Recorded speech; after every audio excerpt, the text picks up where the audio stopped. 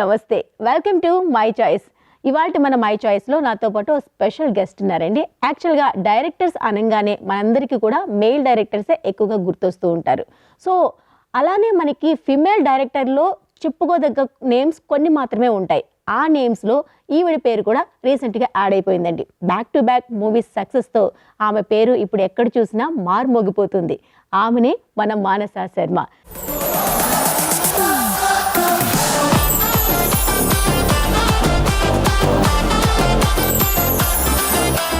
Hello మానస శర్మ గారు, నమస్తే. నమస్తే అండి. ఎంత పద్ధతిగా ఉన్నారో చూసారు కదా, చక్కగా చున్నీ కప్పుకొని అందంగా. ఇప్పుడు ఒకవైపు శ్యామిలి అంటున్నారు, ఒకవైపు రష్మిక అంటున్నారు. ఇంత పాపులారిటీ సంపాదించిన తర్వాత మిమ్మల్ని చూడాలని మా వ్యూస్ కూడా వెయిట్ చేస్తూ ఉన్నారు మేడం, తెలుసా మీకోసం? ఏమో అండి, నాతో ఎవరు అనలేదు. రష్మిక, శ్యామిలి చాలా మంది అసలు బయటంతా ట్విట్టర్లో చూసినా మీ ఇవే వస్తున్నాయి, అసలు యూట్యూబ్ చూసినా మీ రీల్స్ వస్తున్నాయి. పిచ్చగా ఎక్కడ చూసినా మీరు ఫేమస్ అయిపోయారు. కానీ నాకేం తెలియదండి అన్నట్టుగానే ఉన్నారు, కామ్గా. నిజంగా నాకేం తెలియదు. ఫస్ట్ ఆఫ్ ఆల్ కంగ్రాచులేషన్స్ అండి. రాకాస మూవీ మంచి సక్సెస్. మీరు ఊహించారా ఈ సక్సెస్ ఎంతగా వస్తుందని చెప్పేసి? యా స్టోరీ రాసుకున్నప్పుడే మంచి కదని తెలుసండి. తర్వాత మేకింగ్ అప్పుడు కూడా కామెడీ అవ్వచ్చు, విఎఫ్ఎక్స్ క్వాలిటీ అవ్వచ్చు అని చాలా బాగా వచ్చాయి. సో వీఆర్ రియలీ అంటే ఆడియన్స్కి నచ్చుతుంది అన్న ఒక నమ్మకం అయితే ఉండిందండి. And it's also sowing. నిన్న మేము ఆల్మోస్ట్ ఒక 7 థియేటర్స్ దాకా వెళ్ళాం. మనకున్న టైంలో ఆబ్వియస్లీ పరిగెడుతూ వెళ్తాం కదా అన్ని థియేటర్స్కి, ట్రాఫిక్లో that. So they were all housefull ఉన్నాయి. అండ్ వెళ్ళంగానే అసలు ఈవెన్ మీరు నమ్మరు, లోవర్ యూజువల్లీ మనం ఫస్ట్ 3 రోజు బుక్ చేసుకోవాలి, అలాంటిది ఆ రోజులో కూడా ఫుల్ ఉన్నారు. అందులోని ఫ్యామిలీస్, లేడీస్ ఉన్నారు. So we are very happy. నేను ఒక షోలో కూర్చున్నా, సెకండ్ హాఫ్ అంతా నవ్వుకుంటున్నారు అందరూ. అందులో నవ్వుల్లో ఆడవాళ్ళ నవ్వులు ఎక్కువ వినిపించాయి. So I felt very happy. అంటే ఎన్ని సినిమాలకి మనం థియేటర్కి వెళ్ళి అమ్మాయిలు ఓపెన్గా గట్టిగా నవ్వే చూస్తాం కదా, very limited. We have very restrictions అని చెప్పను, కానీ చాలా మొహమాటాలు ఉంటాయి మనలో మనకే, బై జోకి నేను నవ్వనా వద్దా అని. కానీ సచ్ ఎ క్లీన్ కామెడీ అండి అవుట్పుట్లో వచ్చింది మంచిగా. సో అమ్మాయిలు ఎంజాయ్ చేయడం, ఆడవాళ్ళు ఎంజాయ్ చేయడం, ఫ్యామిలీస్ రావడం చాలా హ్యాపీగా ఉంది. మాకు కూడా చాలా హ్యాపీగా ఉందండి. ఎందుకంటే లేడీ డైరెక్టర్స్ చాలా రేర్గా ఉంటారు, సక్సెస్ సాధించిన వారు ఇంకా రేర్గా అని ఉంటారు. అందులో మీరు ఇప్పుడు ఫస్ట్ స్థానంలో ఉన్నారని చెప్పడంలో ఎటువంటి అతిశక్తి అయితే లేదు. మరి ఈ కాంప్లిమెంట్ని మీరు ఎలా తీసుకొని ముందుకు వెళ్తారు? చాలా పాజిటివ్ అండి, చాలా మంచి సపోర్ట్ కదా ఈ కాంప్లిమెంట్. నెక్స్ట్ ప్రాజెక్ట్స్ చేయడానికి చాలా ధైర్యంగా ఉంటుంది, హోప్ఫుల్గా ఉంటుంది లైఫ్లో. ధైర్యం ఓకే, ఒత్తిడి ఎక్కువ, ప్రెజర్ ఎక్కువ పడుతుంది. దీంతో ఇంకా బెటర్గా చూపించాలి, నేనేంటో ప్రూవ్ చేసుకోవాలనేది ఎక్కువ బర్డెన్ పడుతుంది, మైండ్కి ఎక్కువ స్ట్రెస్ ఇవ్వాలి, ఇలాంటివన్నీ కూడా యాడ్ ఆన్ అవుతూ ఉంటాయి కదా. మరి దీన్ని ఎట్లా? అది కామన్ అండి, ఏ ప్రొఫెషన్లోనే కామన్ కదా. మనకి పాత ప్రాజెక్ట్ చేసినప్పుడు మంచి నేమ్ వచ్చినప్పుడు విల్ హ్యావ్ టు, నేను మళ్ళీ నెక్స్ట్ వెళ్ళి ఆడియన్స్ని ఇట్లానే థియేటర్స్ రాపించగలగాలి, ఇట్లానే మంచిగా అందరు నవ్వుకొని ఒక క్లీన్ సినిమా తీసేంత ఇది ఉండాలి.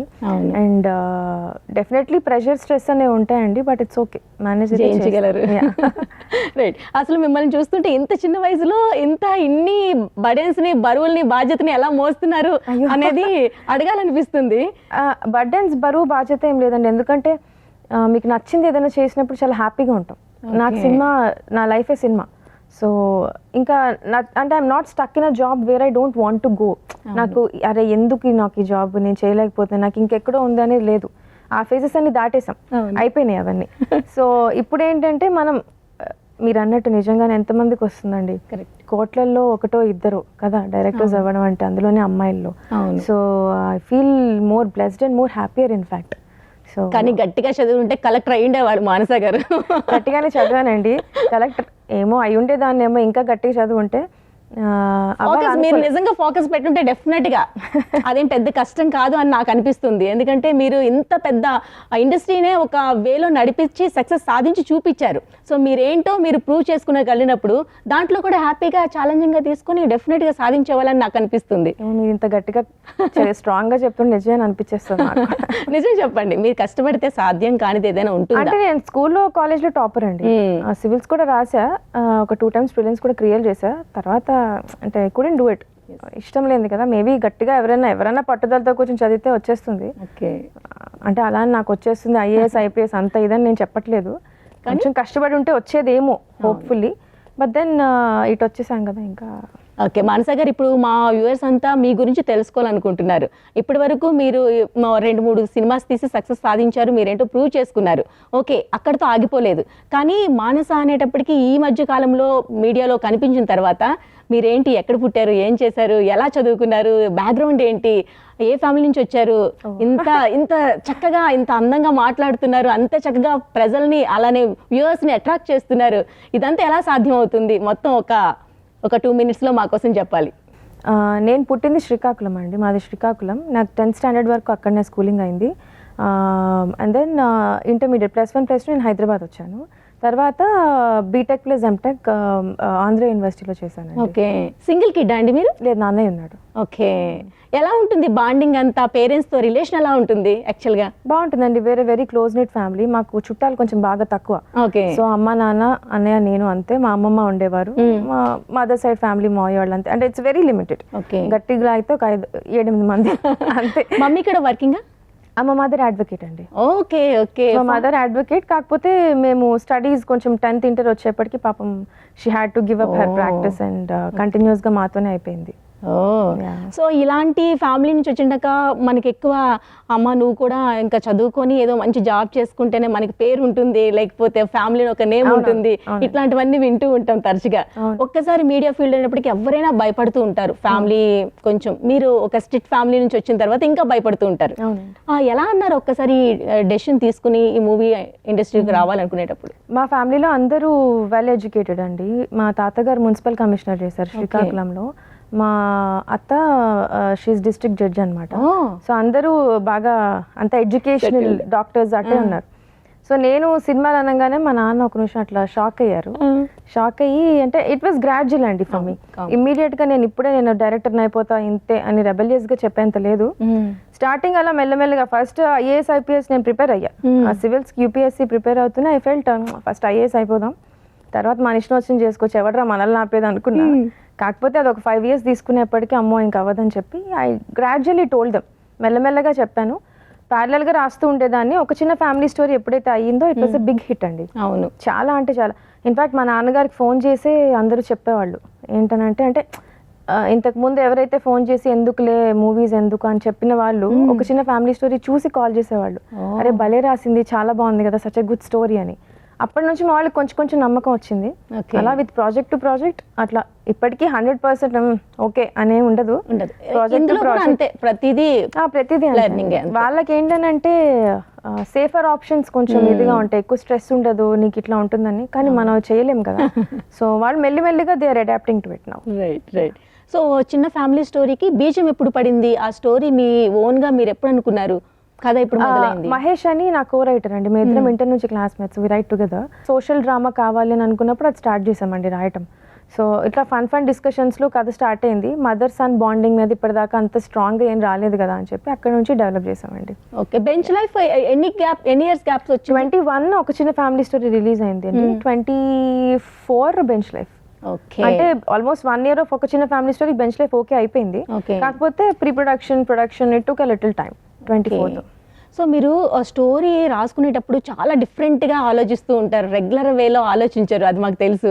ఎందుకంటే ప్రతి మూవీకి ఆ డిఫరెన్స్ మనం చూస్తున్నాము, దాన్ని ఎంజాయ్ చేస్తున్నాము, అలానే కంటిన్యూ చేయగలుగుతున్నాం. మీ దగ్గర నుంచి ఎప్పుడు సినిమా వస్తుంది, ఎలాంటి మూవీతో వస్తారని చెప్పేసి వెయిట్ చేస్తున్నాము. సో మీరు రాసుకునేటప్పుడు మీ మెదడుకి కూడా చాలా పదును పెట్టాలి కదా. రియల్ ఇన్సిడెంట్ నుంచి తీసుకుంటారా, లేకుంటే ఇమాజినేషన్లో ఎక్కువగా ఊహించి రాస్తూ ఉంటారా? ఎలా మీరు ఓన్గా చేసుకుంటారు? డిపెండ్స్ అండి. ఇప్పుడు ఒక చిన్న ఫ్యామిలీ స్టోరీ బెంచ్ లైఫ్ అనేవి సోషల్ డ్రామాస్. మన చుట్టూ ఉన్న లైఫ్లో ఫ్రెండ్స్ ఎవరైతే ఉన్నారో అలాంటి రియల్ ఇన్సిడెంట్స్ తీసుకుంటే రిలేటబిలిటీ ఎక్కువ ఉంటుంది. జనాలు కూడా అదే చూసి ఇది మనం చేసామే అని కనెక్షన్ ఉంటుంది. ఇప్పుడు నేను రాసిన రాకాస ఏంటి అని అంటే ఇట్స్ కంప్లీట్లీ ఫ్యాంటసీ. అది మన చందమామ కథలు లాంటి ఒక కథను తీసుకొని కొంచెం మోడర్న్ టెక్నాలజీతో చెప్పగలిగిన స్టోరీ అది. సో దానికి ఏంటంటే you'll have to imagine a lot. Okay, but అందులో కూడా మన చిన్న రిలేటబిలిటీస్ ఎప్పుడు వదిలేకుండా ఉంటాయి. ఆడియన్స్కి చూసినప్పుడు ఒక రిలేటబుల్, సడన్గా ఏదో కొత్త వరల్డ్ లా కాకుండా బాగా అనిపిస్తుంది. అవును, కానీ దీనికి చాలా హోంవర్క్ చేయాలి కదా. ఇట్లా ఫ్యాంటసీ మూవీస్ తీసుకునేటప్పుడు దాని గురించి గ్రౌండ్ వర్క్ చేయాలి, ఇది ఎంతవరకు నిజం అని తెలుసుకోవాలి. దీనికి చాలా కష్టం ఎక్కువ ఉంటుందా? సోషల్ డ్రామాస్ కంటే మనం రోజు చూసే లైఫ్ కదా, దాంతో ఏం ప్రాబ్లం ఉండదు. ఫ్యాంటసీ అనేది మనం కొంచెం బిగ్గర్ సబ్జెక్ట్ తీసుకున్నప్పుడు రీసెర్చ్ అయితే ఎక్కువ చేయాలి. ఈ కథకి ఎస్పెషల్లీ ఈవెన్ దో మనం మన స్టోరీస్ నుంచి తీసుకున్నా కూడా అందులోంచి మేము ఆల్రెడీ ఉన్న లెజెండ్స్ని కానీ మిత్ని కానీ డిస్టర్బ్ చేసింది ఏం లేదు. అవును. సో ఈ వరల్డ్ వరకు ఈ వరల్డ్కి రీసెర్చ్ చేసుకుంటే చాలు. అదే చేసాం దీనికి. అమ్మమ్మ కథలు చెప్పేటప్పుడు బాగా వినేవాళ్ళు అని చెప్పేవారు. సో చిన్నప్పుడు అమ్మమ్మతో ఎన్ని ఇయర్స్ వరకు మీరు ఉన్నారు? ఎలాంటి కథలు వినేవాళ్ళు? అమ్మమ్మతోనే ఎక్కువ బాండింగ్ ఉండిందండి చిన్నప్పుడు. 10th స్టాండర్డ్ వరకు లేదు, కానీ ఇంటర్ నుంచి మేము శ్రీకాకుళం నుంచి ఇక్కడ హైదరాబాద్ చదువుకున్నప్పుడు మా అమ్మమ్మ ఎక్కువ ఉండేవారు. మా అమ్మమ్మకి సినిమా పిచ్చి ఎక్కువ. చిన్నప్పుడు అసలు ఎవరికి తెలియకుండా సినిమాలకి వెళ్ళిపోయేదంట. వెళ్ళి చూసొచ్చి ఇంట్లో తిట్లు కాసి మళ్ళీ వెళ్ళి సినిమాలు చూసి వచ్చేది. సో అంత సినిమా పిచ్చి మా అమ్మమ్మకి. సో అమ్మాయికి రాలేదు, మళ్ళీ లేదు, మా అమ్మమ్మకి ఉంది, తర్వాత నాకే వచ్చింది. సో ఇంకా మా అమ్మమ్మ కోసం నేను వెళ్ళి ఇంటర్నెట్ ఆన్లైన్ అది ఇంత availability OTTs and all was not there నా కాలేజ్ ఉన్నప్పుడు. సో వెళ్ళి సిడీస్ దొరికేవి, 3-in-1 మూవీస్ ఉండి బ్లాక్ అండ్ వైట్ సినిమాలు అన్ని. So I use to collect all of them. అన్ని కలెక్ట్ చేసి పాప మా అమ్మమ్మ చూస్తుంది కదా అని చెప్పి తర్వాత యూట్యూబ్ లో తెగ చూసేది. సో అప్పుడంతా ఆ మూవీస్ అన్ని తీసుకొచ్చి మేమిద్దరం కూర్చొని మంచిగా షోస్ వేసుకునే వాళ్ళం. ఓకే, మీకు అప్పట్లో ఆ స్టోరీస్ బాగా నచ్చాయంటే? చాలా నచ్చాయండి. పౌరాణికాల్లో ఎన్టీఆర్ గారి మూవీస్ ఎక్కువ నచ్చేవి, సాంఘికాల్లో యూనో ఏఎన్ఆర్ గారి మూవీస్ బాగా నచ్చేవి. సో మేబీ ఆ మూవీస్ చూడడం వల్ల మీ మైండ్ లో ఒక థాట్ ఉండిపోయిందేమో, నేను ఇట్లా చెయ్యాలి. డెఫినెట్లీ అక్కడే పడిందండి. ఎందుకంటే it used to be very fascinating. Vittalacharya గారి సినిమాలు చూస్తున్నప్పుడు ఆ యాక్షన్ సీక్వెన్సెస్ అన్ని, ఆ బ్లాక్ అండ్ వైట్ లో బాణాలు ఎగరటాలు రావటాలు, సో ఫ్యాసినేటింగ్. అసలు ఎలా చేస్తారు దయ్యాలు రావడాలు, భూతాలు వెళ్ళిపోవటం. It's very nice. నమ్ముతానండి. ఎప్పుడైతే గుడ్ ఉందో ఈవిల్ అయితే, దేవుడిని నమ్మినప్పుడు ఎక్కడో దగ్గర వచ్చిన ఈవిల్ కూడా ఉంటుంది అని నేనైతే నమ్ముతాను. సో ఈ రాకాజ మూవీకి మెయిన్ గాను హీరో హీరోయిన్ సెలెక్షన్ కూడా చాలా బాగుంది.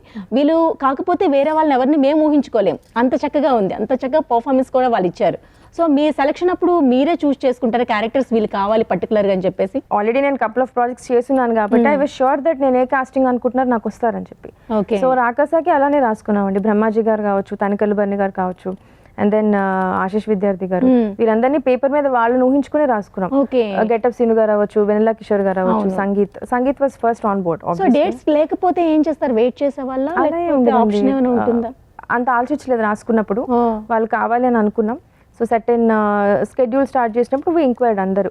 అంటే అఫ్ కోర్స్ కొన్ని క్యారెక్టర్స్ కి మారుతారండి, మరీ డేట్స్ కష్టం అయితే విల్ చేంజ్ ఇట్. కానీ ఇందులో నాకు అంత మేజర్ క్యారెక్టర్స్ కి అంత ప్రాబ్లం రాలేదు. ఓకే. సో రాజేంద్ర ప్రసాద్ గారితో వర్క్ చేశారు కదా, ఆయనతో అంత అంటే సీనియర్ మోస్ట్ పర్సన్ తో వర్క్ చేయడం అనేది చాలా లక్ గా ఫీల్ అవుతూ ఉంటారు చాలా మంది. సో మీకు ఎట్లా ఉంది ఆయనతో వర్కింగ్ ఎక్స్పీరియన్స్? నాకు ఆబ్వియస్లీ బ్లెస్సింగ్ అండి, because it's my first project as a director bench life లో. సో ఆర్పి సార్ తో అంటే ఆబ్వియస్లీ సీనియర్ యాక్టర్స్ కదండి. సో ఆబ్వియస్లీ అందరు చెప్తారు ఇలా ఉంటుంది సెట్ మీద జాగ్రత్త and all that. And I was like పర్వాలేదు, మన క్యారెక్టర్కి ఆర్పి సార్ కావాలి కాబట్టి ఎంత కేర్ఫుల్గా ఉండాలో అంత ఉందామని చెప్పి దిగాం. So it was very good and it was very good. He was very sweet, he was very kind, he like the story a lot. RP sir character చాలా బాగా నచ్చింది. సో యుఎస్ ఆయన వెళ్ళినప్పుడు ఇట్స్ బేసికలీ బెంచ్ లైఫ్ అనేది IT related. So US వెళ్ళినప్పుడు ఆయన photo ఒకటి చూసి వాళ్ళ కజిన్స్ అందరు చెప్పారంట, అరే ఈ లుక్ చాలా బాగుంది నీకు అని. So he was more into it, ఇంకా ఎక్కువ ఇష్టపడ్డారు క్యారెక్టర్ని. సో వచ్చినప్పుడు అంతా we used to have fun, మంచిగా నవ్వుకున్నప్పుడు చాలా కామెడీగా ఉంటారు. నేను ఎక్కడో వేరే సెట్ లో అదే వేరే పనుల్లో ఉంటే యాక్టర్స్ అందరినీ కూర్చోపెట్టి ఆయన చెప్తూ ఉంటారు, ఆయన వేరే సినిమాల కబుర్లు అని చెప్తూ ఉంటారు. సో ఇట్ వాస్ ఫన్ అండి, ఇట్ వాస్ వెరీ ఫన్. అంటే కొత్త వాళ్ళు పాత వాళ్ళు అనేది మాత్రం చూడరు కదా సీనియర్స్ ఎప్పుడు కూడా?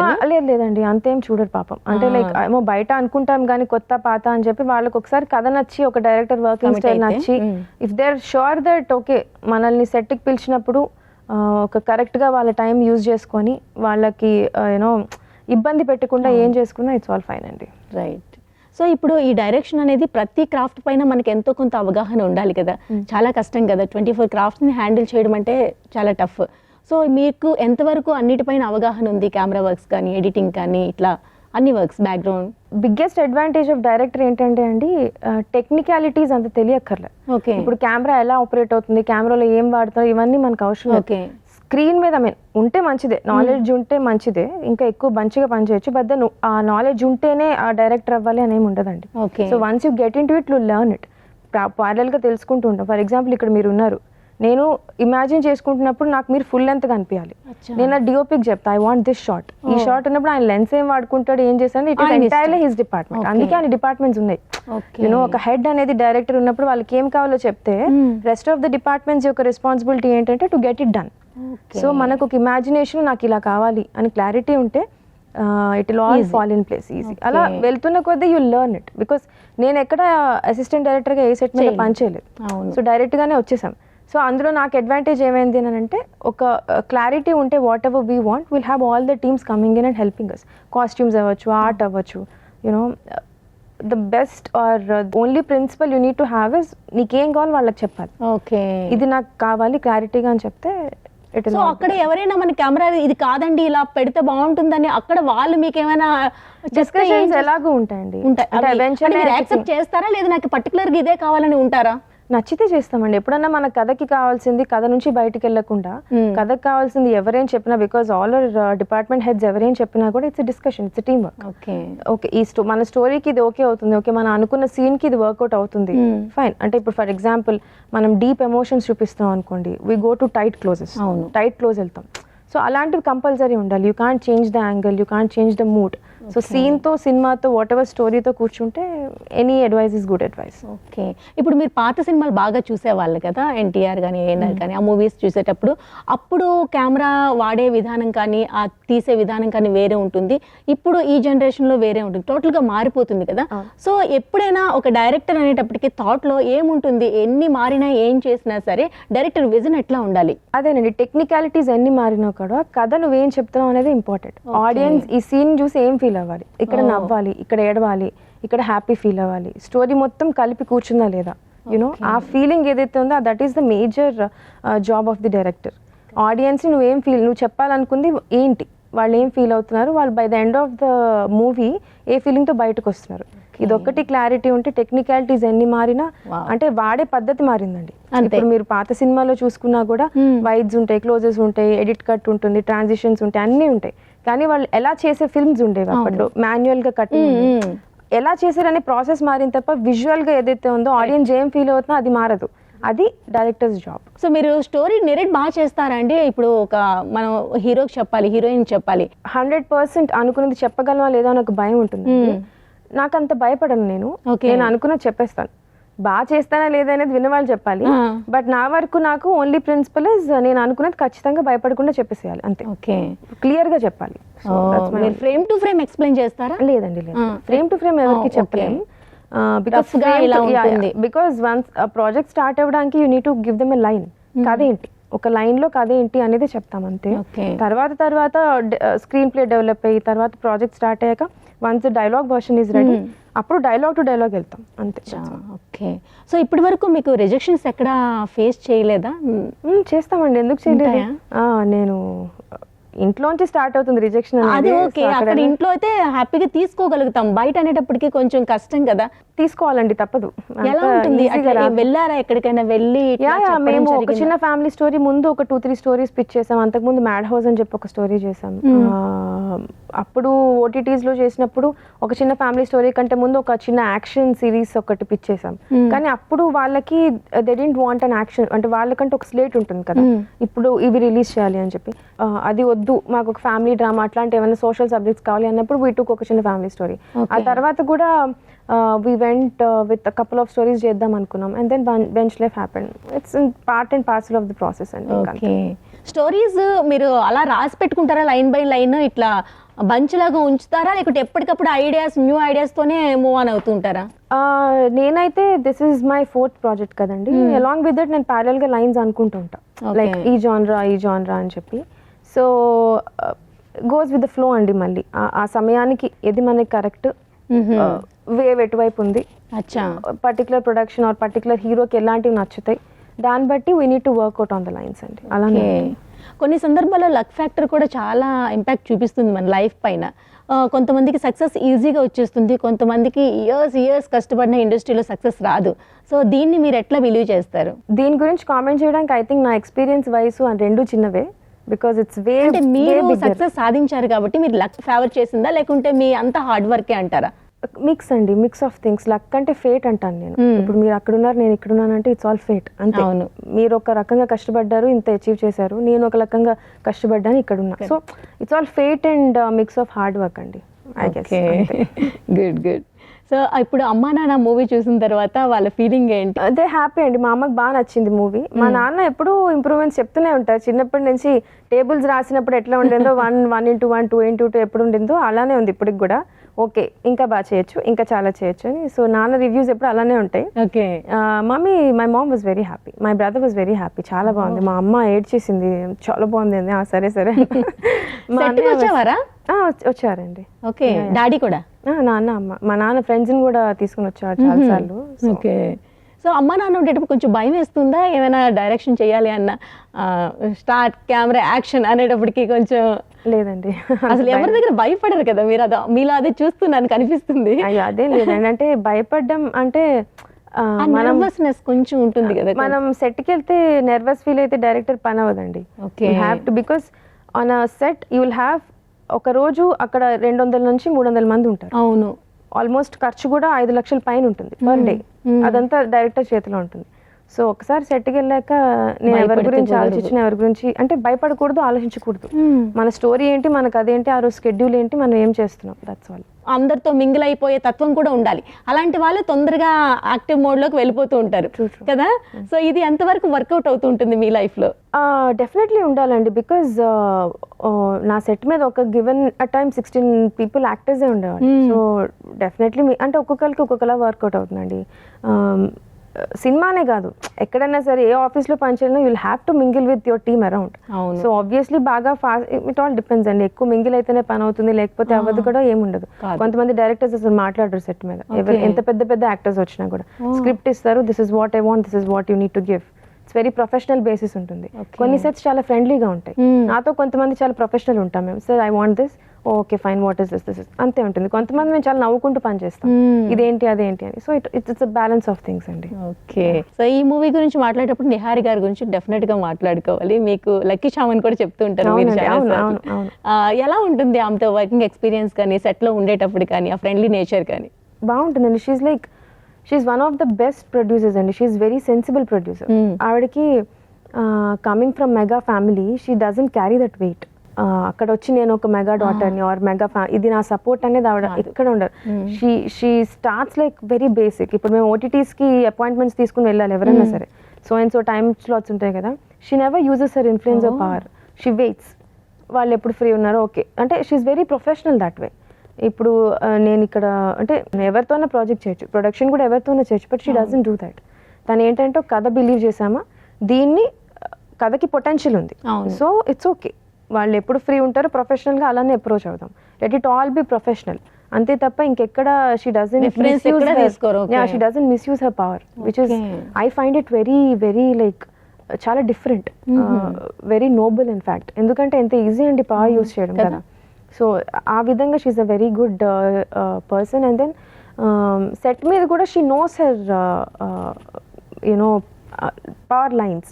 అంటే లైక్ ఇప్పుడు డైరెక్టర్కి ఎంత రెస్పెక్ట్ ఇవ్వాలి, ఎడిటర్కి ఎంత రెస్పెక్ట్ ఇవ్వాలి, ఎలా ఉండాలి అని. So she's a very sensible, she's a very good, she's a very intelligent and you know very organised producer. అవును. తను మీరు ప్రొడ్యూసర్లుగానే చూస్తున్నారు, హీరోయిన్గా మీకు ఎప్పుడైనా తను మైండ్లో మీకు రాలేదా? ఒక డైరెక్టర్గా మీకు ఇట్లా తనని పెట్టి ఒక సినిమా తీయాలి యాజ్ ఎ హీరోయిన్ అండ్ ప్రొడ్యూసర్గా అని మీకు అనిపించిందా? సంహౌ కథలు ఇప్పుడు అట్లా రాలేదండి. ఇప్పుడు Rakasa is a very different story, and ఒక చిన్న family story was a different story, bench life was a different story. ఫ్యూచర్లో రావచ్చా మీకు థాట్ అట్లా? మే నాట్ బి అండి, చెప్పలేం. కథ బట్టి యాక్సెప్ట్ చేస్తారు. ఇప్పుడు ఆమె ready to of course and of course right from day one. ఇప్పుడు మా మ్యాడ్ హౌస్లో she did a cameo role, Meenakshi అని చెప్పి ఒక రోల్ చేశారు. అండ్ దెన్ బెంచ్ లైఫ్లో పూజ అని చెప్పి ఒక చిన్న రోల్ చేశారు. సో మా రాకాసాలో లాస్ట్లో వచ్చి ఒక 3 మార్క్స్ స్టెప్ వేశారు. So it's like it depends అండి, కథ బట్టి యాక్టర్స్ అంతే. అవును. ఓకే. సో ఇప్పుడు కథ బట్టి యాక్టర్స్ అని చెప్పారు కదా, మీరు ఏదైతే ఇప్పుడు కథ అనుకుంటారో ఆ కథకి ఆ యాక్టర్స్ దొరకపోతే ఆ కథని మార్చుకుంటారా, యాక్టర్స్ మార్చుకుంటారా? యాక్టర్స్ దొరకకపోతే యాక్టర్స్ ఈజియర్ టు చేంజ్ అండి, రాదర్ దాన్ కథ మార్చలేము. అఫ్కోర్స్ ఐ థింక్ నాది of course first project as a feature film. నాకు తెలిసి ఏమో పర్సనల్గా it's easier to change. Or ఇప్పుడు కొన్ని కథలు ఉంటాయి, ఈ హీరో ఉంటేనే చూస్తామని చెప్పేసి ఉంటాయి. కొన్ని స్టోరీస్ ఉంటాయి, అసలు ఏ హీరోని పెట్టినా పెట్టకపోయినా సరే కథ బట్టి ఆడుతూ ఉంటాయి.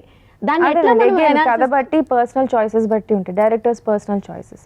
ఆ కథని మార్చుకుంటాడా మార్చుకోరా ఆ కథని వేరే హీరోతో అయితే బెటర్గా అవుతుందా, లేకపోతే ఏమైనా డిస్టర్బ్ అవుతుందా అనే దాన్ని బట్టి కాల్ తీసుకోవాలంతే. ఓకే. ఫ్రీ టైం ఉంటుందా మానస గారు మీకు? చాలా ఫ్రీ టైం ఉంటుందండి ప్రాజెక్ట్ టు ప్రాజెక్ట్. అవునా? ఒకసారి ఎంత టైం తీసుకుంటారు గ్యాప్?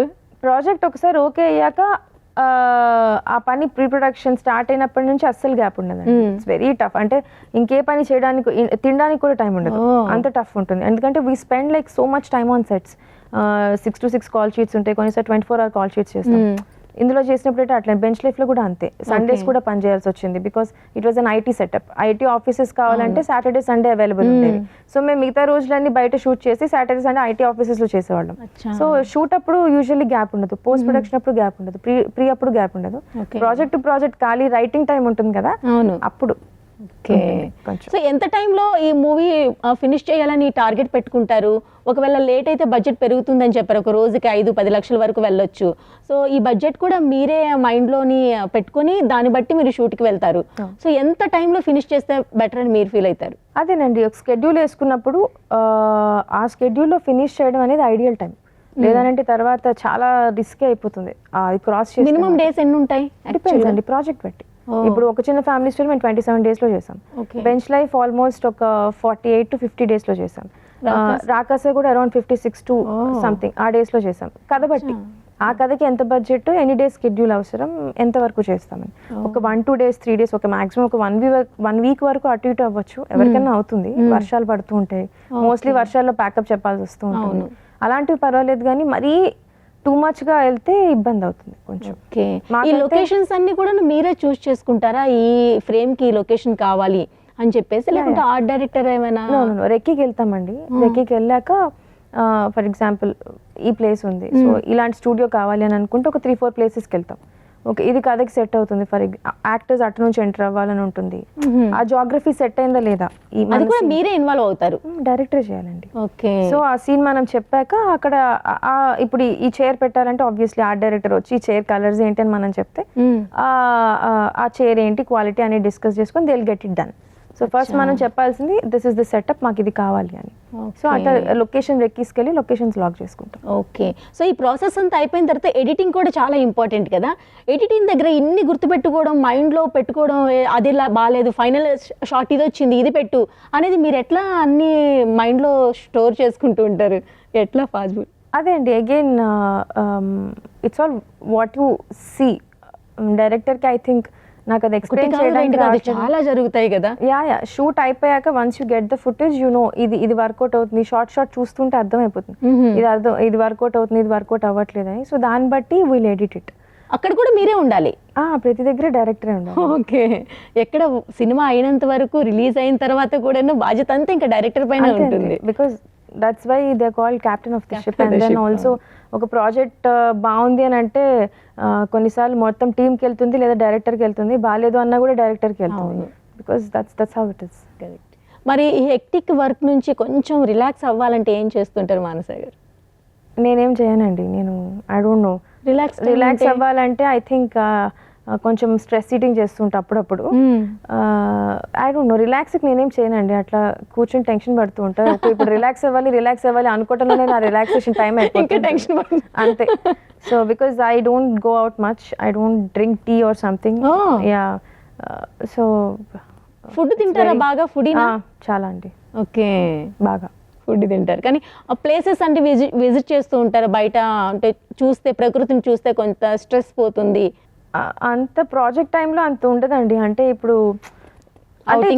Very forced relaxation. ఇప్పుడు మీరు నిజంగా రిలాక్స్ అవ్వాలంటే you need to mental peace ఉంటుంది కదా లోపల, అది ఉండగలిగితే ఎక్కడైనా రిలాక్స్ అవుతాం. ఒక రూమ్ ఫుల్ ఆఫ్ పీపుల్ ఉన్నా యూఆర్ రిలాక్స్డ్, బయటికి వెళ్ళినా వెళ్ళకపోయినా you're relaxed.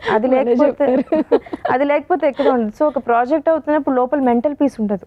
Maybe you're physically relaxed, కాసేపు అట్లా కూర్చుంటామేమో అటు ఇటు తిరగకుండా, but then mentally you're always there. Correct.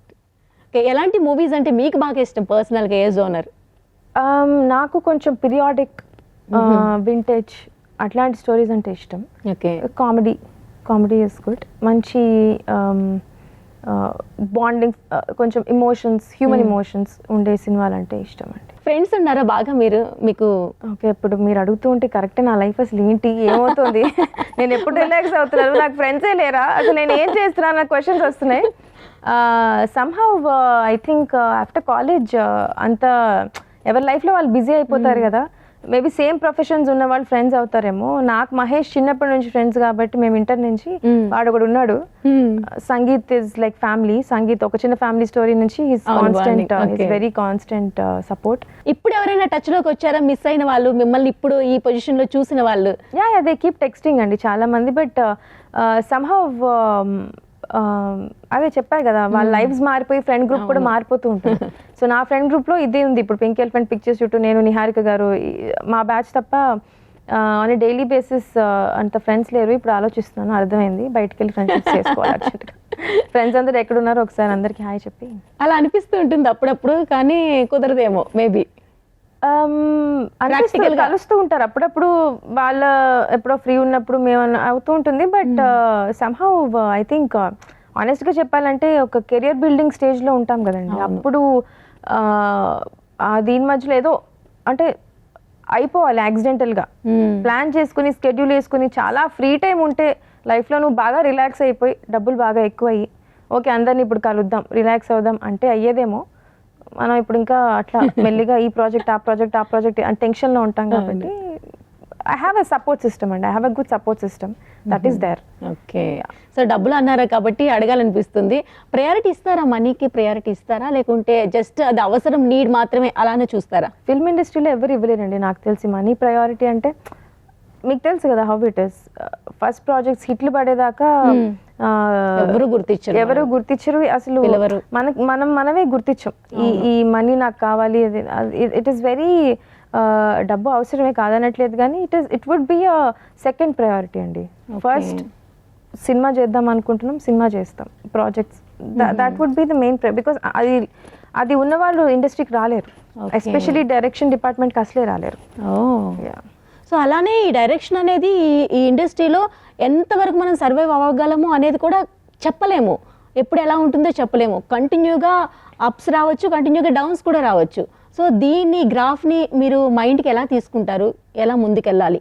ఇప్పుడైతే ఫార్చునేట్లీ టచ్ వుడ్ అన్ని హిట్సే ఉన్నాయి మాకు. సో తర్వాత కూడా క్వాలిటీ మెయింటైన్ చేసి ఆ హిట్స్లోనే ఉందాం అనుకుంటున్నాం, అలానే ఉంటుంది అని కోరుకుంటున్నాం టచ్ వుడ్. ఓకే. ఇప్పుడు మీరు చెప్పారు కదా జోనర్ అనేది ఒక్కొక్క టైంలో ఒకటి మారుతూ ఉంటుంది, ఆడియన్స్ కూడా ఒక్కొక్క టైంలో ఒక్కొక్కటి లైక్ చేస్తూ ఉంటారు. ఒక్కొక్కసారి అన్ని హారర్స్ వస్తే అన్ని హిట్ అవుతూ ఉంటాయి, ఒక్కొక్కసారి ఫ్యామిలీ డ్రామా వస్తే అవన్నీ కూడా హిట్ అవుతూ ఉంటాయి. ఆడియన్స్ బట్టి మన థీమ్ మార్చుకోవాలా, లేకపోతే థీమ్ బట్టి మనం ఆడియన్స్కి చూపించాలా, ఎట్లా దీన్ని రెండింటిని? అది డిపెండ్స్ అండి. Again it's very situational, circumstantial. ఆ ట్రెండ్లో మళ్ళీ అవే కథలు మనవు రాస్తూ ఉంటే కొన్నిసార్లు వర్కౌట్ అవ్వవు ఎంత బాగున్నా కూడా. అలా అని చెప్పి సడన్ గా కొత్త వరల్డ్ లోకి వెళ్ళిపోయినా కూడా అవ్వదు. సో ఆ రైట్ బ్యాలెన్స్ అనేది కొంచెం ట్రిక్కీయే, కాకపోతే అది ప్రాజెక్ట్ టు ప్రాజెక్ట్ బట్టి ఉంటుందండి. టిపికల్ గా చెప్తున్నారు ఆన్సర్, మాకు అర్థం అవుతున్నట్టు ఉంది కానీ ఏం అర్థం కావట్లేదు.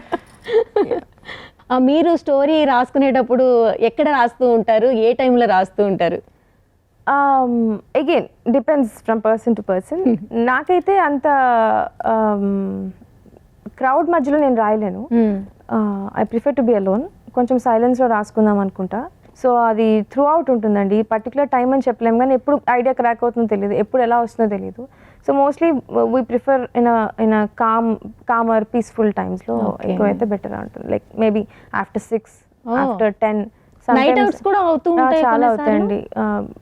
we used to write till 6 in the morning, 7 in the morning, పొద్దున దాకా. అది కొంచెం పీస్ఫుల్ అనిపిస్తుంది, ఎక్కువ నాయిస్ ఉండదు కదా, so that helps. Okay. Songs వింటారా అండి మీరు? వింటానండి. మీకు అంటే మీ సినిమాలో సాంగ్స్కి ప్రయారిటీ కొంచెం తక్కువ ఇస్తూ ఉంటారు, మరి హైప్ ఇచ్చే చేసింది ఒకటే సినిమానండి ఇప్పటిదాకా. అంటే ఇప్పుడు వెబ్ సిరీస్ లో కూడా ఎక్కడ చిన్న బ్యాక్గ్రౌండ్ స్కోర్ లోనే పెట్టొచ్చు, ఎక్కడో దగ్గర మ్యూజిక్ సెన్స్ ఎక్కువగా ఉన్న వాళ్ళు దానిపైన ఎక్కువ ఫోకస్ చేస్తారు. సో అందుకని అడుగుతున్నా. అంటే అగైన్ కథ బట్టి అండి, మనం అన్నెసరీగా ఒక సాంగ్ తెచ్చి మధ్యలో పెడితే డిస్టర్బెన్స్ ఉంటుంది ఆడియన్స్ కి. అరే ఏందిరా సీన్ ఫ్లో అవుతుంటే మధ్యలో సాంగ్ పెట్టారని చెప్పి. సో ద మెయిన్ థింగ్ ఏంటంటే సాంగ్ అనే కాదు, వాట్ ఎవర్ కామెడీ అవ్వచ్చు, ప్లేస్మెంట్ అవ్వచ్చు, అదంతా కథ మాట్లాడుతూ ఉంటుంది. Once the story is there, కథకి ఇది అవసరం లేదు అని చెప్పి మనకు తెలిసిపోతూ ఉంటుంది. దాన్ని బట్టి సాంగ్ ఫ్లో. నా దాంట్లో ఇప్పుడు జస్ట్ ఒక 3-4 సాంగ్స్ ఉన్నాయి అంతే.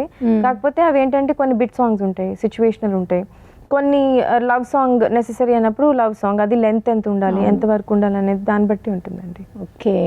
కొరియోగ్రాఫర్ స్పెషల్గా కావాలి అన్నట్టు డిజైన్ చేసుకోవడం కానివ్వండి, హెవీ లొకేషన్స్ కావాలని డిజైన్ చేసుకోవడం కానివ్వండి, అంటే బడ్జెట్ పెంచుకునే విధానమే కాకుండా ఆడియన్స్ ఇప్పుడు ఈ ట్రెండ్ ఫాలో అవుతున్నారు, నేను అదే చెయ్యాలి అన్నట్టు ఉండదు.